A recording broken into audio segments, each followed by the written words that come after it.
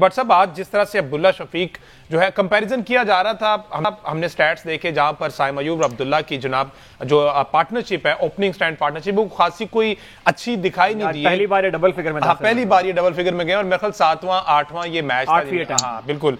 तो अब्दुल्ला शफीक की कोई टेक्निक में आपको शो आया? वैसे अगर हमारे पास अब्दुल्ला की विकेट पड़ी है तो दिखाइएगा, देन फिर उस पर कमेंट लेते हैं बट साहब का। अच्छा सलमान भाई, ये जो जिस तरह से हमने देखा है ये आउट हुए कंप्लीटली वो ब्लाइंड दिखाई दिया कि कोई भी उनको समझ नहीं आया बॉल कहां पर पड़ा और कब बॉल अंदर आ गया, आपको स्टंप तीसरा नजर नहीं आ रहा। क्या कहेंगे वैसे इस पर, टेक्निक का इशू? देखिए हमजा, आपने एक जो है ना एक बड़ी तब्दीली की है पिच के बिहेवियर में, और सडनली नया बॉल टेस्ट मैच में आपने देखा कि पहले 3-4 ओवर्स में स्पिन इन एक्शन आ गई। तो डेफिनेटली एक ओपनिंग बैटर के लिए अपनी चीजें जो है ना वो तब्दील करनी पड़ती हैं उसको, and sometimes batters are not sure कि नया बॉल जो है वो पिच होने के बाद सीधा रहेगा या स्पिन होगा। अच्छा। और स्पिन का खदशा हो तो लोग अपने आप को ना रूम देते हैं, अपनी टांग थोड़ी सीधी निकालते हैं ताकि वो बीच में ना आ जाए ताकि विकेटों के सामने पैड पे ना लग जाए। और हमने देखा अब्दुल्ला को अक्सर लेफ्ट आर्म स्पिनर्स के अगेंस्ट पैड पे गेंद लग जाता है, और भी बाबर को भी लगता है, और भी काफी प्लेयर्स हैं जो इससे कह लीजिए कि श्रीलंका के खिलाफ हमें याद है जयसूर्या जिस तरह लाते थे, ब्रेक करते करते एक बीच में ला के वो मारते थे लेग बिफोर के लिए। तो वो चीज होती है बैटर्स के माइंड में, और अब्दुल्ला का जो फ्रेम ऑफ माइंड है ना वो कोई बड़ा पॉजिटिव नहीं है। आप देखिए कि पिछली मेरे ख्याल 10 से 11 इनिंग्स में एक सेंचुरी के अलावा उनका टोटल स्कोर 150 के करीब है। तो एक सेंचुरी डाल के भी वो रन बड़े कम है, तो वो कोई बहुत ज्यादा फॉर्म में नहीं है। हालांकि उन्होंने एक इनिंग में 100 जरूर किया है, बट उनकी फॉर्म कोई बहुत ज्यादा अच्छी नहीं है। और जब ऐसे हालात से प्लेयर गुजरा होता है तो मेंटली भी बहुत ज्यादा कह लें कि एक सॉर्ट ऑफ स्ट्रगल उसकी होती है, वो बहुत ज्यादा स्ट्रेंथ में नहीं होता। तो आई गेस के he has to get his act together. अगर बाबर आजम जा सकते हैं घर फॉर्म के इशू पे, तो फिर ये भी जा सकते हैं। तो I think he needs to pull up his socks and get runs. On the other hand देखें, जब इस तरह के पिचेस आते हैं ना, थोड़ा सा मार्जिन अगर मैं आपको कहूँ कि प्लेयर्स पॉइंट ऑफ व्यू से आपको देना पड़ता है। ऐसी पिचेस पे सारी टीम तो स्कोर नहीं करेगी। These are difficult pitches to bat on. Kamran Ghulam exceptional खेल गए हैं, वो साइम अयूब ने अच्छी बारी ली है, एक अच्छी पार्टनरशिप दी, और ये कोई प्री स्कोरिंग जोन नहीं है। और जैसे जैसे मैच चलेगा सबकी उम्मीदें ये हैं कि ये पिच जो है और डिटेरियोरेट होगा और खराब होगा। ऑल्दो मैंने इसको अभी ऊपर से तो देखा नहीं है, जो अर्ली ऑन इन्होंने थोड़ा सा मैच के दौरान कैमरे में पिच दिखाया था जब मैं देख रहा था, तो वहां पे पैचेस थे, कुछ बिल्कुल खुश्क पैचेस थे और कुछ वो पुराने मैच वाली पिच की झलक भी थी इसमें। तो इसका मतलब है कि वेरिएशन हो सकती है, कहीं स्पिन होगा, कहीं स्पिन नहीं होगा, कहीं से बाउंस होगा, कहीं से इतना बाउंस नहीं होगा। तो ये अच्छा है, ये टेस्ट मैच के लिए अच्छा है अगर ये ऐसे बिहेव करती है। और मेरा ख्याल है पाकिस्तान के लिए बड़ा जरूरी है कि 300 प्लस पाकिस्तान स्कोर करे इसके अंदर एटलीस्ट, क्योंकि इंग्लैंड का आपको पता है कि वो खुला खेलेंगे, वो अटैक करेंगे, उनको और कोई तरीका आता नहीं है खेलने का। और पाकिस्तान के 3 मुस्तनिद एक्सपीरियंस स्पिनर्स हैं जो कि फर्स्ट क्लास में बड़े एक्सपीरियंस्ड है। तो मुझे उम्मीद है कि इंशाल्लाह वो अच्छा शो पुटअप करेंगे पाकिस्तान के लिए इंशाल्लाह। अच्छा, हमने अब्दुल्ला शफीक की तो बात की, शान मसूद आज जिस तरह से आउट हो गए, उनका भी विकेट पड़ा हुआ है, तो जरा दिखाइएगा। और सब ये कप्तान जी के शॉट में कहां पर मसला आपको दिखा? कुछ जज नहीं सही तरह कर पाए, अनफॉर्चुनेट रहे, क्या है ये सीन?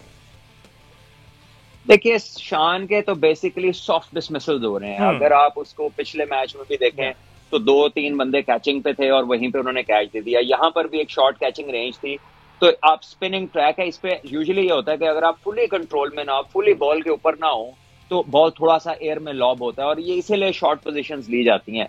सो आई थिंक थोड़ा कैजुअल खेल गए हैं और इसीलिए सॉफ्ट डिसमिसल्स हो रहे हैं। थोड़ा सा इनको भी कह लें कि वो थोड़ा सा इन्हें ज्यादा मुताद तरीके से खेलना चाहिए या पूरा ऊपर चढ़ के शॉट एग्जीक्यूट करना चाहिए। सही साहब, इस पर आप ऐड करना चाह रहे थे? बस मैं ये जो भट्ट साहब ने पॉइंट ऐड कर दिया है कि पिछली इनिंग में भी हमने देखा था कि एक बहुत सॉफ्ट डिसमिसल इसी किस्म का शान मसूद का जो हुआ था। तो देखें, शान मसूद ने अभी पिछले टेस्ट मैच में एक बहुत शानदार बारी ली है, और उस बारी का जो है वो लाजमी तकाजा ये है कि आप उसको फिर कंटिन्यू करें उसके बाद, और ख़ास तौर पर जब इस तरह की टफ सिचुएशंस आती हैं तो उसमें कैप्टन को लीड करना चाहिए मेरा ख्याल है। तो शान मसूद के ऊपर बहुत बड़ी जिम्मेदारी होगी नेक्स्ट इनिंग्स के अंदर भी। अच्छा बट साहब, साइम अयूब चूंकि 77 रन की इनिंग्स खेल चुके हैं, तो क्या अब साइन कर दिए होंगे कि अगले 10 जो मैच हैं वो कंफर्म हो गए? मेरा ख्याल है जिस तरह उनको चांस मिला है अगले 10 साल के लिए। ये किस किस्म का सवाल है? ये किस किस्म का सवाल है? अगर वो अब चल ही पड़ा है तो आप दुआ करेंगे वो चलता ही रहे। आमीन आमीन, अल्लाह करे। आप फॉर्म देखिए, फॉर्म कैपिटलाइज करनी बड़ी जरूरी है। जैसे हमने कामरान गुलाम को कितनी देर से हमने खिलाया, ठीक है, तो फॉर्म एक ऐसी चीज है जो चली भी जाती है। हमने देखा बाबर की चली गई, और बड़े दुनिया के हर प्लेयर की जाती है। जो बैट्समैन अपने आप को तस्वर करता है कहीं ना कहीं उसकी फॉर्म में जाना है, ये एक कह लें कि पार्ट एंड पार्सल है इस ट्रेड का। तो अभी एक के कौन किया है, जैसे अभी इसने अहमद ने कहा ना, ये बड़ी इंपॉर्टेंट बात है कि अब क्योंकि रन हो गए हैं तो अब फॉर्म को यूटिलाइज करें, अब उसको कैपिटलाइज करें, और अब आप मेक श्योर करें कि आप विकेट पे ज्यादा वक्त गुजारें, क्योंकि अब आपके रन आना शुरू हुए हैं। अब जैसे शान आउट हुए हैं फॉर एग्जाम्पल, तो अगर आपकी फॉर्म हो भी और अगर आप कैजुअली खेल के आउट होते हैं ना 2-3 दफा, तो आपका कॉन्फिडेंस लेवल फिर वापस वहीं पे चला जाता है जो पहले था। तो बड़ा जरूरी है बैटर के लिए कि वो अपनी फॉर्म को काउंट करवाए, वो फॉर्म रजिस्टर होनी चाहिए रन्स की सूरत में, और एक ही बैट्समैन की करेंसी है वो उसके रन्स हैं। तो ये विकेट पे रहना और रन्स करना जो है ना, this should be the order of moving forward.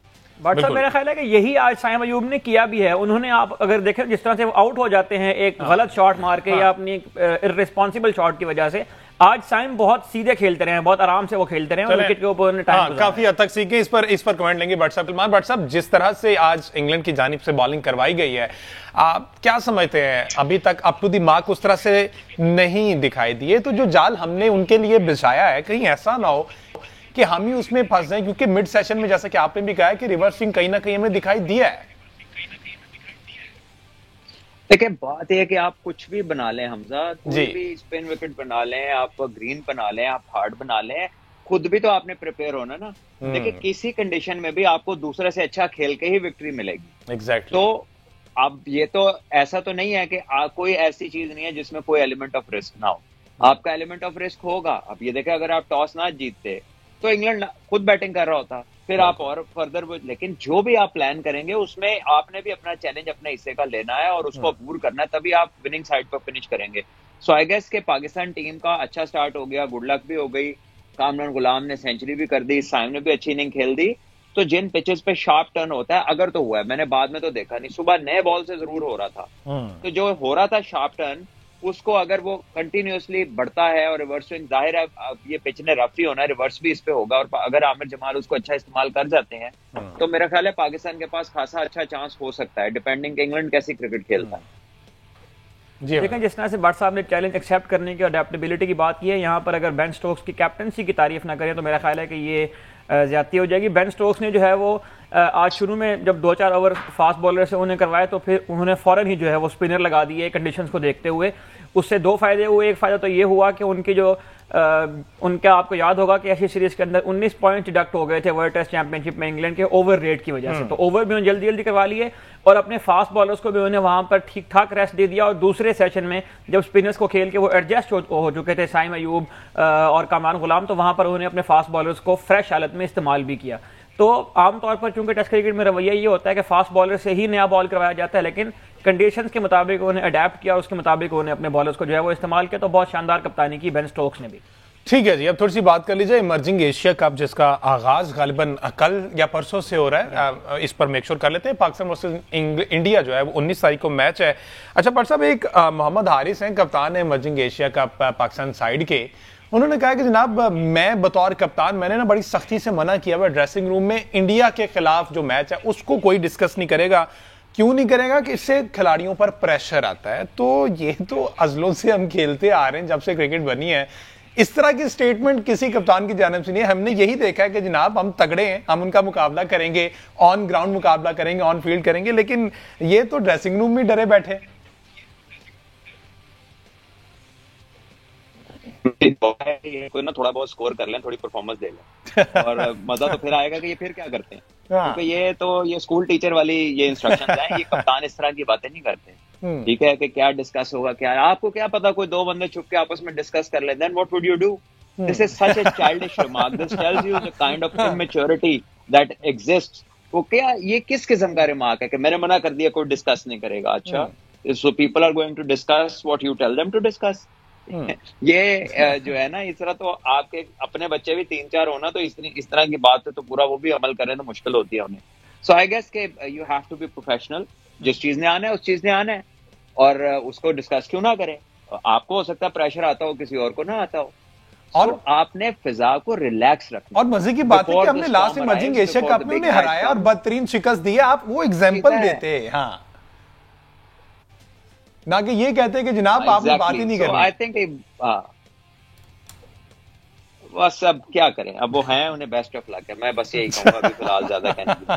और वैसे कागजों में भट्ट साहब आपको पता है कि मोहम्मद हारिस जो है वो पाकिस्तान नेशनल साइड जो है ना, उसको लीड करने के बारे में सोच रहे हैं, इनके सोच विचार जारी है। तो अभी से जो उनकी मेंटेलिटी है, पॉजिटिव सोच है, जो इंटेंट है, वो हमें जाहिर हो गया। अच्छा बट साहब, आप खुद भी, सबसे पहले तो मैं स्पोर्ट्स लिस्ट के प्लेटफॉर्म से भी आपको मुबारकबाद पेश करता हूँ, आप वहाँ कमेंट्री पैनल का भी हिस्सा है, कमेंट्री करने जा रहे हैं। तो एज अ कमेंटेटर क्या फीलिंग्स हैं इसके बाद, मतलब किस तरह से इंटरनेशनल क्रिकेट में अपने आप को एज अ कमेंटेटर लेकर जाने के इरादे हैं, इसके बारे में जरा बताइएगा।